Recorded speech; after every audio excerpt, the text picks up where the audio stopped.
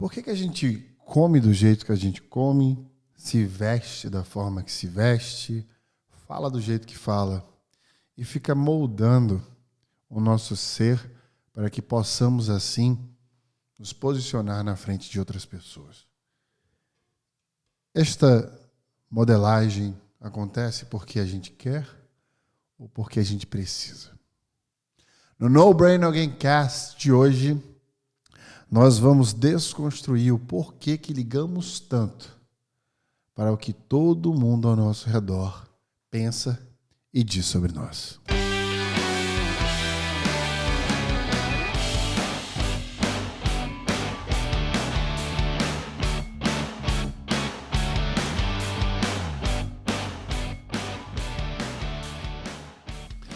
Agora, imagine um mundo inteiro com pessoas que não se importam com a opinião das outras pessoas.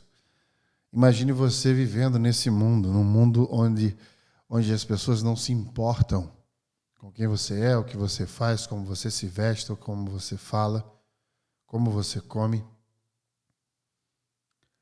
Literalmente, tenta imaginar esse universo. Não apenas escute agora. Pause um pouco e tenta imaginar o quão libertador isso parece. Agora, me responda outra coisa. O quanto você conquistaria na sua vida e o quanto de medo você teria tirado de si? Ou seja, menos medo você teria de tentar fazer alguma coisa que você sempre evitou por ter medo do que iriam achar de você. Cantar, dançar, se divertir, um talento escondido, um posicionamento na empresa ou dentro de casa, uma natureza sexual, um amor perdido, uma paixão que se foi. A gente modela as nossas decisões baseadas nas outras pessoas o tempo inteiro. Literalmente com as coisas mais básicas do mundo. Imagina as bolhas, né? Imaginem as bolhas agora do mercado financeiro, do mercado jurídico. Imagina essas pessoas, como elas se vestem, como elas falam, como elas pintam seus cabelos. Imagine como a gente entra num restaurante e a gente se comporta e come de uma forma tão preocupante que talvez, muitas vezes, dependendo do restaurante que você esteja, a atenção esteja muito maior em como estão nos vendo ao comer do que pelo sabor daquela comida. Eu já presenciei diversas vezes amigos entrando em restaurantes de 3 estrelas Michelin e se comportando de uma forma totalmente diferente do seu dia a dia. Como se aquilo fosse parte do roteiro gastronômico, né? Se comportar daquele jeito. A verdade é que a gente tem 3 versões de nós mesmos. A versão que a gente acha que nós somos, que essa é a principal, né? Porque a gente sai inflando ela para todo mundo e para a gente mesmo. A versão que acham que a gente é, que é a mais perigosa de todas, porque são as pessoas que, enviesadas, emprenham seus ouvidos através de um ser que sequer existe, mas que, por confiar nas palavras de outra pessoa, prefere se agarrar nele e julgar que nós somos de uma forma tão simples e fácil. E se fosse tão fácil, então fala para mim quem eu sou, já, porque tá difícil saber quem eu sou, né? Durante toda essa jornada de vida, a gente não vai descobrir quem a gente é em sua totalidade, apenas uma fração. Então, se é tão fácil nos julgar e saber quem nós somos, então conta pra gente poder se aceitar de uma forma mais rápida. A gente sabe que não funciona desse jeito. E, por fim, o terceiro ser, que é o que a gente realmente é. Quem nós somos. E este ser jamais será descoberto por nós ou por quem nos julgam. Ele não é uma intercessão. Ele é uma busca. E essa busca não tem fim. Porque eu já gravei outrora aqui que existem, inclusive, sugestões científicas de que quanto mais seguro de que nós somos, menos nos conhecemos. Porque a sugestão científica de que a gente se apega a uma fração de nós e esquece todo o resto e cria uma bolha sobre aquilo e multiplica aquele comportamento, criando uma percepção inexistente sobre quem realmente somos. Então, é um tema extremamente complexo e isso gera o que nós chamamos de dissonância cognitiva, que eu também já expliquei aqui várias vezes, mas que, para todos os fins, é quando o nosso pensamento difere, na verdade, a nossa ação difere do nosso pensamento. Quando existe uma falta de coerência entre o nosso julgamento, através do pensamento, e a ação que tomamos depois que pensamos. Existe essa discrepância do pensamento à ação. E essa dissonância cognitiva ela é presente em absolutamente todas as decisões que tomamos o tempo inteiro. E são milhares durante um dia. Imagine sobre quem somos quando a gente julga um comportamento nosso e cria consciência sobre o ser que somos. É bem sabido, que eu já falei aqui algumas vezes também, de que a consciência se dá quando pensamos sobre os nossos pensamentos. Think about your thoughts. É parar e pensar, por que penso isso? Por que ajo dessa forma? Por que estou sentindo isso? Isso traz uma consciência muito poderosa para você ter uma percepção sobre quem você é através do que você sente. Isso é de extrema importância, você parar e se exercitar o tempo inteiro em relação a isso, assim como ir para a academia, correr, fazer um esporte. É preciso todos os dias você investir seu tempo diário para se perguntar como eu estou me sentindo e por que eu estou me sentindo assim. Principalmente se acontecer alguma coisa diferente, impactante no seu dia, você parar e perguntar por que eu reagi dessa forma, por que eu estou sentindo isso. Isso faz com que você conheça cada vez mais frações de si. Mas essa contextualização toda é para a gente chegar num ponto importantíssimo. Nós nos importamos tanto com a opinião dos outros que o maior medo da humanidade não é morrer, não é deixar de existir, é falar em público. Justamente pelo medo da exposição.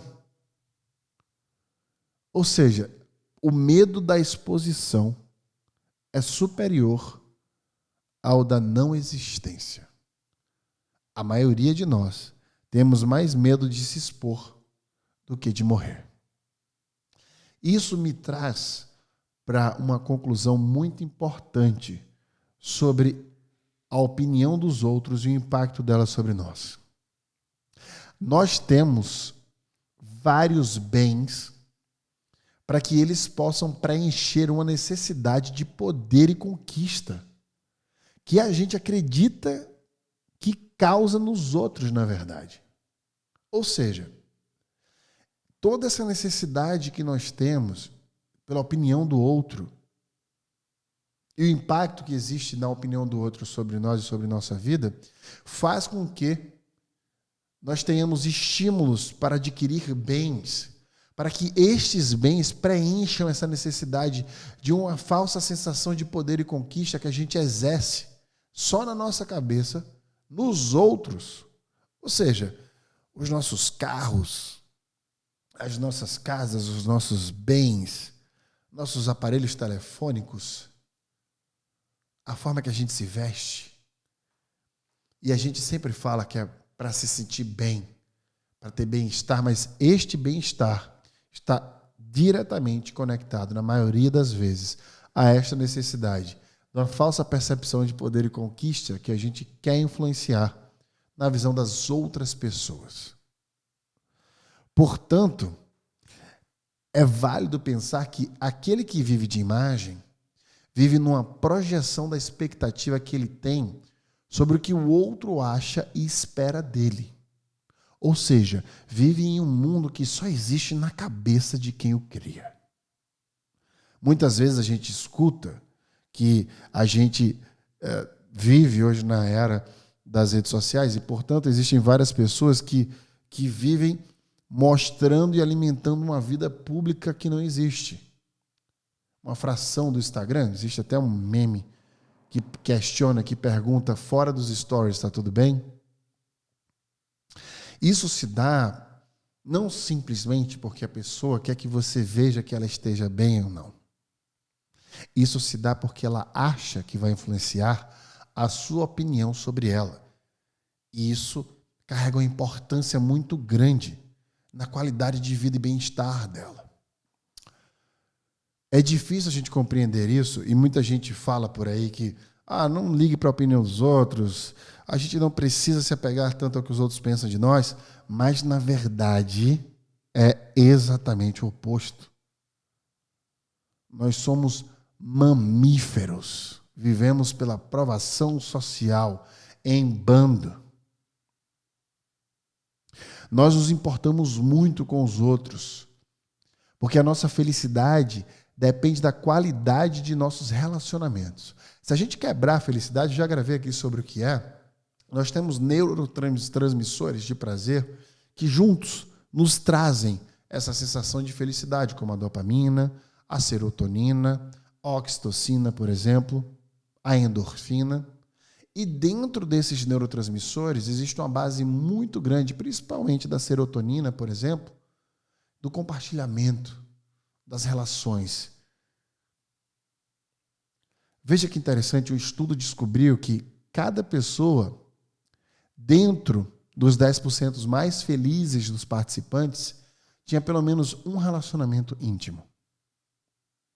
Portanto, a sugestão é, se você quiser pertencer a esses 10% mais felizes, ótimos relacionamentos não são um luxo, mas uma necessidade. Veja, de uma pesquisa, os 10% mais felizes eram mais felizes porque tinham relações íntimas. A conclusão é essa. Ter uma relação não é um luxo, é uma necessidade. Da mesma forma, tem um outro estudo que descobriu que 2 principais das 25 atividades que fazemos rotineiramente, como comer, dirigir, socializar e trabalhar, envolve diretamente outras pessoas. Nós queremos estar nos bons julgamentos das outras pessoas, para que a gente possa desenvolver e nutrir nosso relacionamento com eles, para que seja saudável. Nossa preocupação com o que os outros pensam de nós origina-se do medo. Olha que interessante. Nós temos esse medo de que possamos ficar sem amigos ou sem intimidade. Esse medo, em alguns casos, pode ser extremamente útil. Eu gravei aqui sobre isso antes. Eu gravei sobre a utilidade desse medo justamente quando eu falei sobre o constrangimento e a vergonha, como elas podem nos motivar a nos comportar de maneira mais atenciosa ou apropriada, porque elas aumentam as chances das outras pessoas gostarem de nós. Quando a gente tem senso de convívio e respeita o convívio com outras pessoas. O sentido da vida, de acordo com o naturalismo, né? Principalmente com as teorias de Charles Darwin, sempre falo isso, é sobreviver e reproduzir.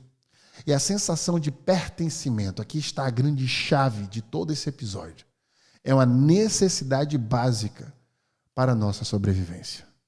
Portanto, pensar no que os outros pensam sobre nós, na verdade, é pensar em nós mesmos. É um estímulo de proteção. A diferença é que este estímulo não pode domar nossas ações. Ele deve apenas ponderá-las. Porque muitas vezes a gente deixa com que esse estímulo sobreponha todas as nossas decisões. E a gente acaba tomando decisão ao favor do outro. Isso faz com que a gente perca completamente força cognitiva. Porque eu já falei várias vezes que o poder cognitivo se concentra no córtex pré-frontal. E quanto menos somos quem nós somos, ou seja, quanto menos autenticidade, menor atividade no córtex pré-frontal, portanto, menor inteligência. Para que a gente possa exercer nossa inteligência na plenitude, nós precisamos ser autênticos. Eu acredito que o que pode estar entre você e o seu sonho pode ser esse looping infinito que você vive, com medo de sair por temer o que as pessoas acharão de você.